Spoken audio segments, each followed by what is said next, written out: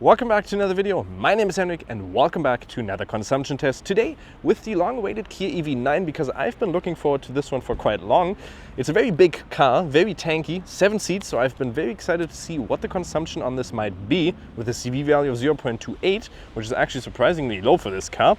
The claimed range of this is around 505 kilometers because we are here with the GT line, 385 horsepower, 700 Newton meters.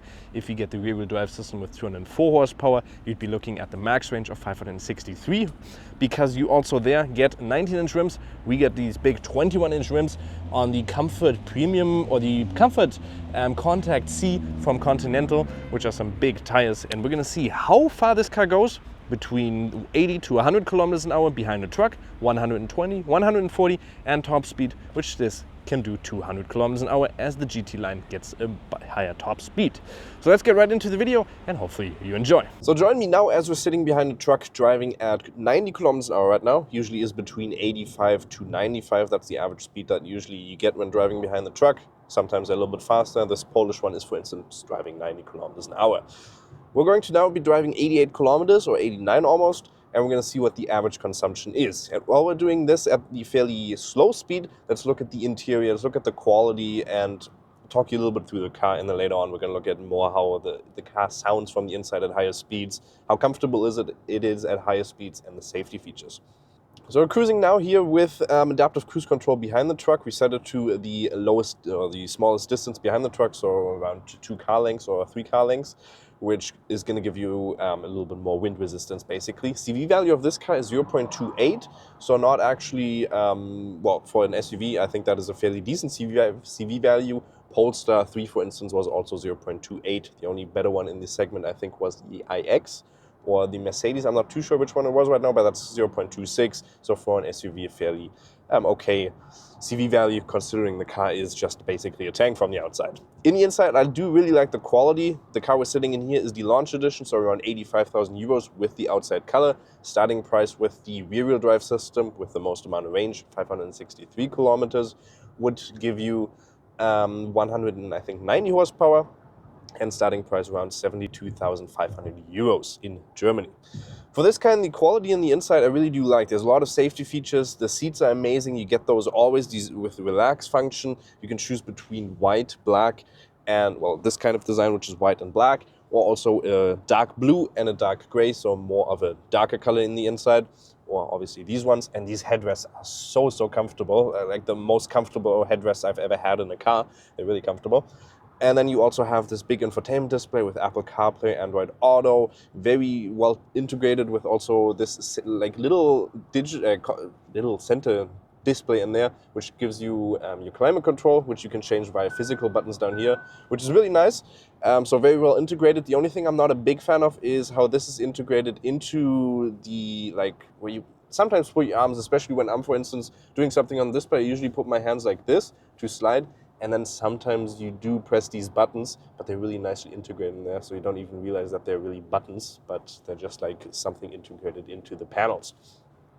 Also, if you sometimes forget that what the gas pedal and also the brake pedal is, there is a plus and minus symbol on those, so you always should theoretically realize which one it is. So you got your minus up there and the plus up there. I don't know who does that, but sometimes you see those videos of people just driving into a store. For those people, it might be a good thing. Otherwise, really big interior. You got plenty of space down here, for instance, where you can store some stuff. You have 2 cup holders up here, which you can also flip out to not be cup holders. Inductive loading in there with a little bit of storage space down here. But that is due to the fact that below the center console, you have a big storage space for the rear as well. Another 2 cup holders back here for your rear passengers. And then we have the 6-seat setup. So you have 2 seats, which you can also rotate basically, and then another 2 in the very back. I might sit back there a little bit later on. You get a GoPro point of view for you to see. Heads-up display, otherwise really great quality. Also this very nice fabric up here. Big and very nice fabric also on the blinds. And in general, I really like the comfort in here. You got heated seats, heated steering wheel, massage function for the driver, and also a memory function as well as ventilated seats for the back 2 seats as well. So the middle seats as well as heated seats in there as well. So I really do like this driving character and the interior quality of this car. And let's get back to you when we're driving at 140.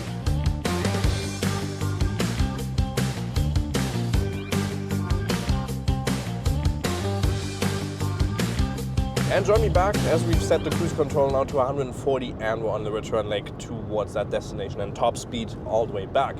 When it comes to top speed, this car is going to be able to do 200 if you do get the GT line with that, well, 385 horsepower that you get.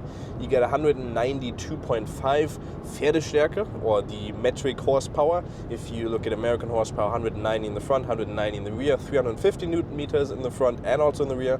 So in total 385 or 380 horsepower with 700 Newton meters of total. 5.2 seconds from 0 to 100 and also top speed of 200 like I already said. Nope, we're gonna stay here. And then also with the lower variants, I think 180, 185 or 183, somewhere right around there. And 0 to 100 in 5.2 seconds with this variant. And now cruising at 140, sound isolation is still fairly decent. I can, well, I have to speak up a little bit, but not too much. Don't really have to raise my voice much at all. And I think the wind noise is obviously a little bit bigger because we do have these, well, very big side mirrors, which are automatically dimmable and heated as well.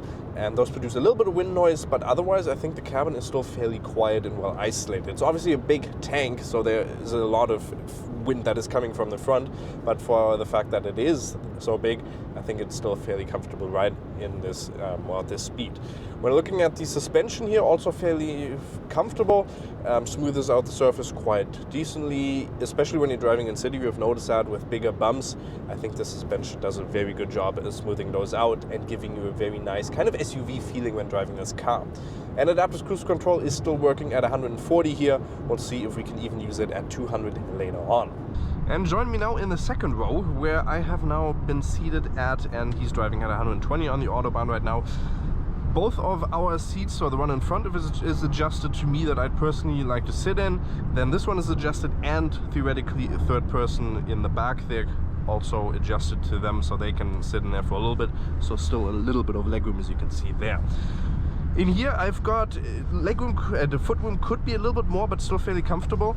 For me, 1.80 m, 5'11", I've got plenty of headroom, so I've got like this much space, and if I go further to the side, I've got this much space due to the fact that we have this big panoramic window. We have our own separate climate control here in the back, which is integrated into these vents up here, as well as those vents for the third row. And suede fabric all the way through, handle here with also another light, very nice.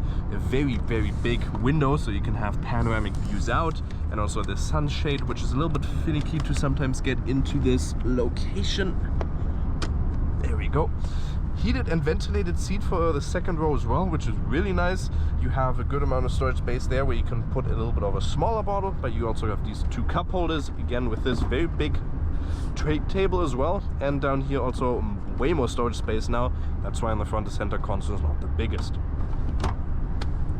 USB-C here and another one here, and you can also adjust the seat from the side here, typical from the Hyundai, Kia and Genesis kind of cars. And I can theoretically move this further back because you do have, as you can see, a tray down there, so you can, or a line where you can move it. And then I can basically almost lie flat here because I can also move the seat fairly well far back, and then it's a very comfortable seating position and also some very comfortable headrests, but not as comfortable as those in the front.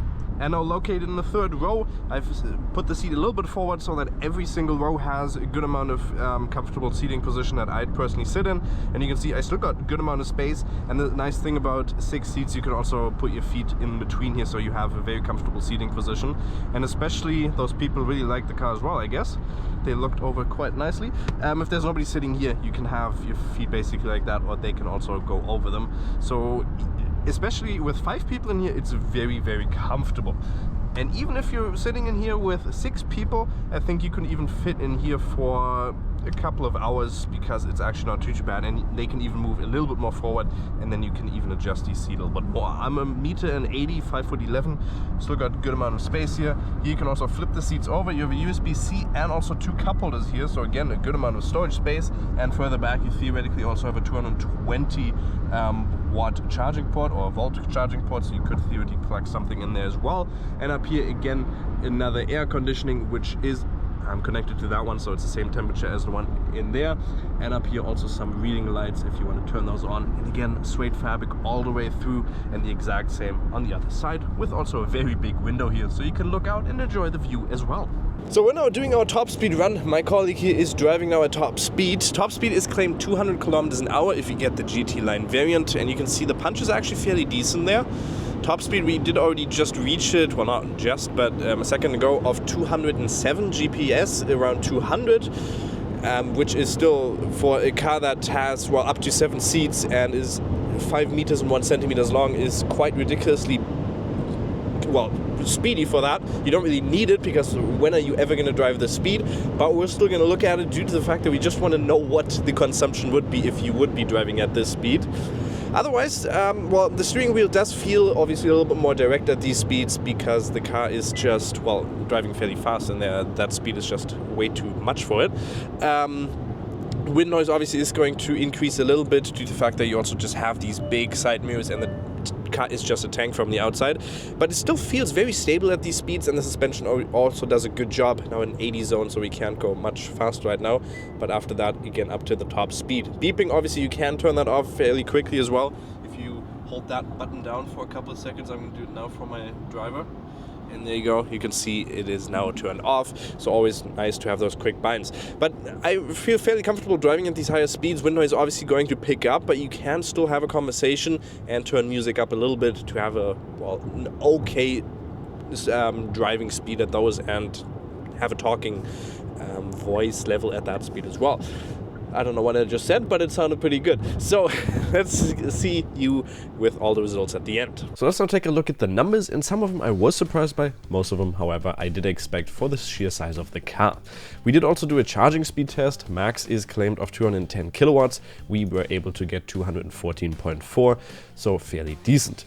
With the 100 kilometers an hour behind the truck, we had an average consumption of 14 kilowatts an hour, with an average speed of 85.77 kilometers an hour and a total time of 61 minutes. If you would theoretically be driving the car from 100% down to 0, then you would be getting a range of 713 kilometers if you simply divide the battery size by the consumption that we had over this trip of 87.2 kilometers. That is a fairly decent value. The only car that did get a higher value is the Hyundai Ioniq 6 with a rear-wheel drive system that we had, with 744 kilometers. However, well, most of the times, like I said, 70%, that's what you're going to be looking at. And that would also cost you €6.86 if you do have the EnBW medium plan, which I personally have. It's going to cost you $5.99 per month, but you will be able to fast charge in basically anywhere in Europe for 49 cents per kilowatt hour.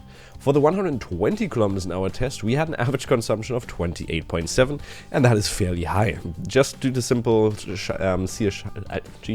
just due to the simple size of this car. Well, there you can see, as soon as you go not driving behind the truck anymore, the consumption is just going to explode due to the fact that it's just such a big car.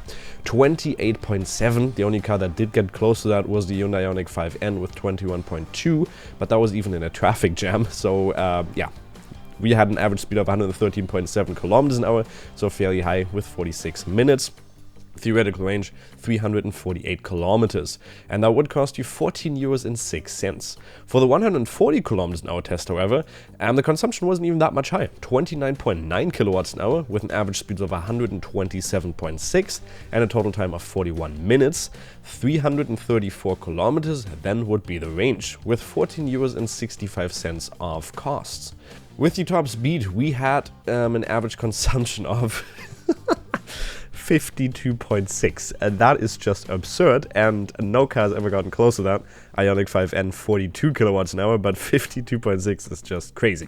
However, we had an insanely high top speed as well of 153.9, or average speed of 153.9, which is really good, with 34 minutes. That is 3 minutes quicker than any other car we've had on that test for electric cars, and a total range of 190 kilometers. And that's going to cost you €25.77 to charge up those, well, 52.6 kilowatts an hour per 100 kilometers. Hopefully you guys did enjoy this video. There is going to be a link in the description where you can also check out our docs folder, data, where you can basically look at all the tests we have done, compare them to combustion cars, EV cars, and whatever you need. Hopefully you guys did enjoy. Make sure to like and subscribe, because these videos do take a long time to make, so I really would appreciate if you would stick around for the next video. We'll see you then. Bye bye.